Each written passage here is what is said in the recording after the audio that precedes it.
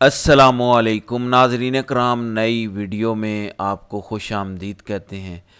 अब ये बात 100% कन्फर्म हो चुकी है कि हुकूमत इस आइनी तरमीम से जो मकसद हासिल करना चाहती थी वो हुकूमत हासिल नहीं कर सकी। जैसे तैसे करके ज़ोर ज़बरदस्ती रात की तारीकी में हुकूमत ने आइनी तरामीम तो मंजूर करवा ली, लेकिन एक बदतरीन शिकस्त के साथ। अगले 48 घंटों में इस आइनी तरमीम के साथ क्या होने जा रहा है, हुकूमत का आइनी तरमीम को लेकर एक बड़ा प्लान कैसे नाकाम हुआ, पिछले 24 घंटों में इस आइनी तरमीम के हवाले से जो सुप्रीम कोर्ट में डेवलपमेंट हुई है, बड़ी ख़बर आ गई है, तो सिलास से मैं आपको आगाह कर देता हूँ।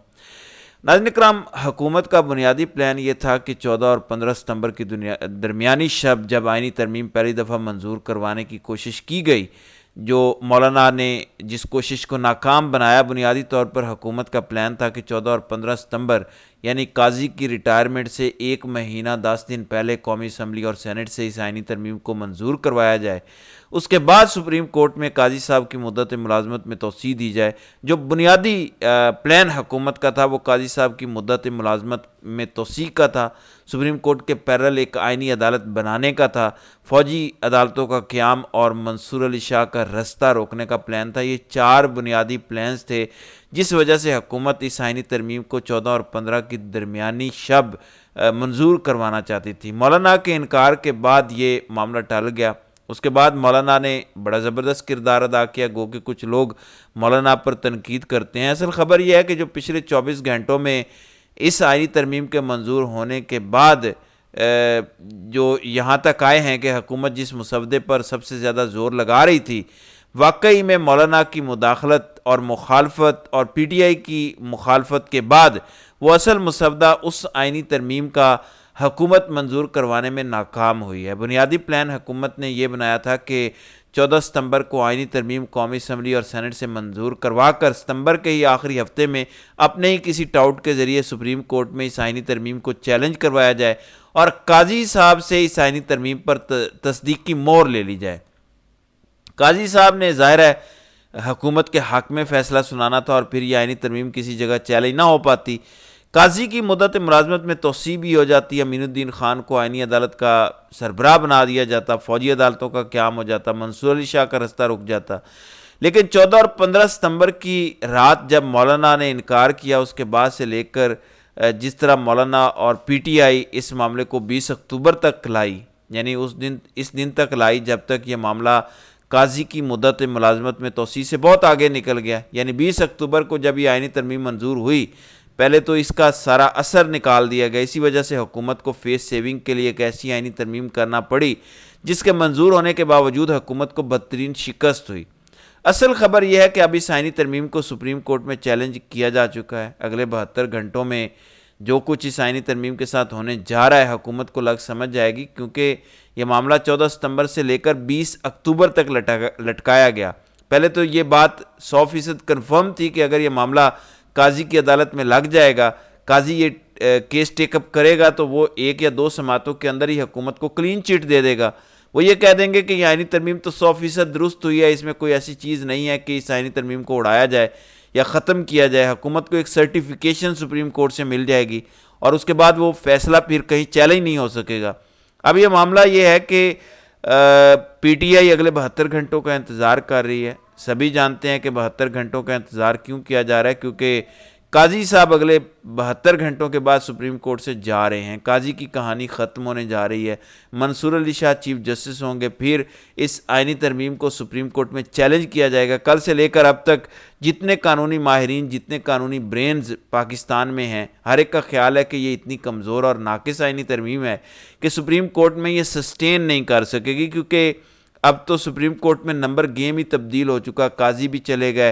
काजी का जो हम ख्याल ग्रुप था जिसमें सिर्फ 4 जजेस थे, अमीनुद्दीन खान, नईम अख्तर अफगान, जमाल खान मंदोखेल और ख़ुद काजी साहब, अब काजी के चले जाने के बाद सिर्फ 3 जजेस रह जाएंगे। एक लम्हे के लिए मान लिया जाए कि सुप्रीम कोर्ट का जो आइनी बेंच बनेगा उसके अंदर एक आइनी जो बेंच की तजवीज़ दी गई है जिसमें 7 जजेस होंगे, तो हुकूमत फिर फंस जाएगी, क्योंकि काजी के हम ख्याल ग्रुप के लोग 3 होंगे। इस बेंच के अंदर 4 وہ ججز ہوں گے جو منصور علی شاہ کے گروپ کے ہوں گے، تب بھی سپریم کورٹ اس آئینی ترمیم کو اڑا دے گی۔ تو وہ پورا پلان حکومت کا جس کے لیے پچھلے کئی ماہ سے کوشش ہو رہی تھی، اس پلان کو بدترین شکست ہوئی ہے، ناکامی ہوئی ہے۔ آئینی ترمیم تو حکومت نے جیسے تیسے منظور کروا لی، ظاہر ہے ریاستی ادارے ساتھ تھے، نظام ملا ہوا تھا، لوگوں کو اٹھایا جا رہا تھا، اغوا کیا جا رہا تھا، خریدا جا رہا تھا، تو یہ منظور تو ہو گئی، لیکن اس آئینی ترمیم سے جو مقصد حکومت حاصل کرنا چاہتی تھی وہ حاصل نہیں ہو سکا۔ بشارت راجہ بڑے زبردست اسلام آباد کے جرنلسٹ ہیں، انہوں نے بالکل صحیح خبر دی کہ مولانا اگر اس آئینی ترمیم کے مسودے پر اس دن انکار نہ کرتے اور اگر 20 اکتوبر تک اس آئینی ترمیم کی حمایت نہ کرتے تو حکومت نے زور زبردستی 14 اور 15 ستمبر کی رات والا مسودہ جو انتہائی خطرناک تھا، اس مسودے کو منظور کروانا تھا اور قاضی کی مدت ملازمت میں توسیع ہو جانی تھی۔ یعنی مولانا پر جو لوگ تنقید کر رہے ہیں وہ بلا جواز ہے۔ میری نظر میں مولانا نے جو کام کیا زبردست ہے۔ مولانا کی کوششوں کی وجہ سے وہ جو آئینی ترمیم کی اصل حالت تھی جس کا ڈرافٹ کہیں اور تیار ہو رہا تھا، اس ترمیم کو مائنس کرنے کے لیے مولانا نے بڑی کوشش کی، اسی وجہ سے آئینی ترمیم کی یہ شکل ہمارے سامنے آئی۔ اور پھر سب سے امپورٹنٹ بات یہ کہ اگر وہ آئینی ترمیم جو 14 اور 15 ستمبر کو ہونی تھی، جس میں تجویز دی گئی کہ سپریم کورٹ کے 5 سینئر موسٹ ججز کے نام قومی اسمبلی کی پارلیمانی کمیٹی کو بھیجے جائیں، جس تجویز میں یہ لکھا گیا کہ سپریم کورٹ کے 5 ججز ہوں گے، یعنی جمال خان مندوخیل اور امین الدین بھی شامل ہوں گے، اور حکومت کے لیے ون ون سچویشن تھی کہ اگر یحییٰ آفریدی انکار کر دیں تو حکومت اپنی مرضی کا کوئی اور چیف جسٹس بنا لے، یعنی امین الدین خان یا جمال خان مندوخیل جو حکومت کے موسٹ فیوریٹ ہیں، جو قاضی صاحب کے نقش قدم پر چلنے والے ججز ہیں۔ تو یہ جو سارا پلان حکومت کا تباہ ہوا، یہ صرف اسی وجہ سے ہوا کیونکہ یہ معاملہ 14 ستمبر سے لے کر 20 اکتوبر تک ٹلا رہا۔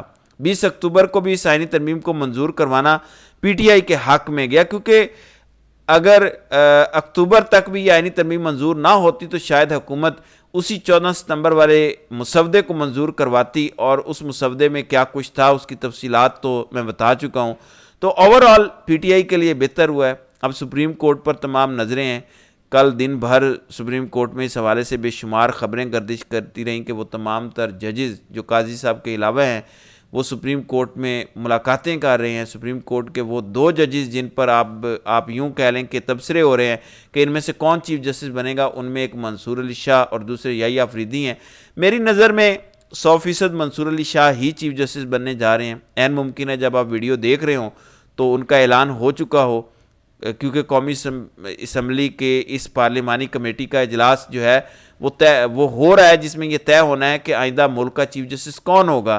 پی ٹی آئی نے تو اس کی مخالفت کر دی ہے، اور میری اب تک کی اطلاع یہ ہے کہ یحییٰ آفریدی انکار کر چکے ہیں۔ اگر آج ایک دفعہ پھر یحییٰ آفریدی کو پیشکش کی جاتی ہے اس پارلیمانی کمیٹی کی جانب سے کہ آپ چیف جسٹس بنیں تو یحییٰ آفریدی انکار کریں گے۔ جو گیزٹ نوٹیفیکیشن جاری ہوا اس کے مطابق اگر یحییٰ آفریدی انکار کریں گے تو باقی 2 ججز جو ہیں وہ انڈر کنسیڈریشن ہوں گے۔ تو حکومت جو اس آئینی ترمیم سے اچیو کرنا چاہتی تھی اس میں حکومت ناکام ہوئی ہے۔ اگلے 72 گھنٹوں میں اس آئینی ترمیم کے ساتھ بہت کچھ ہونے جا رہا ہے۔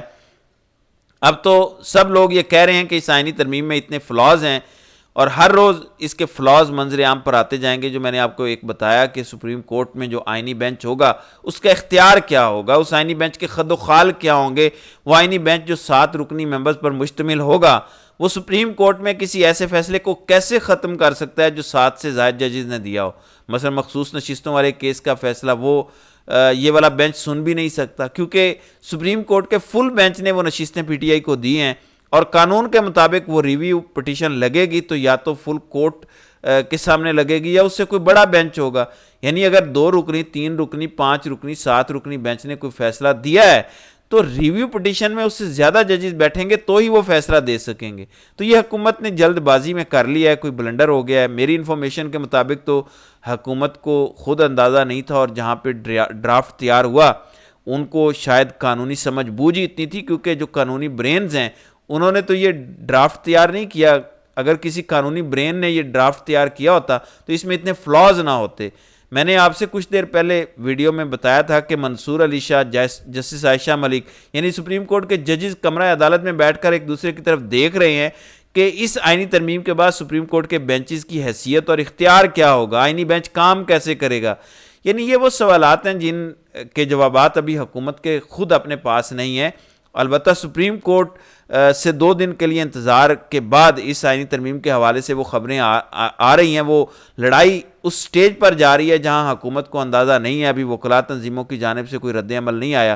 اطلاعات یہی ہیں کہ وکلاء تنظیمیں بھی اس انتظار میں ہیں کہ قاضی چلا جائے, کیونکہ سب کو پتہ ہے قاضی اس ٹائم اگلے 72 گھنٹوں کے اندر کچھ بھی کر کے جا سکتا ہے.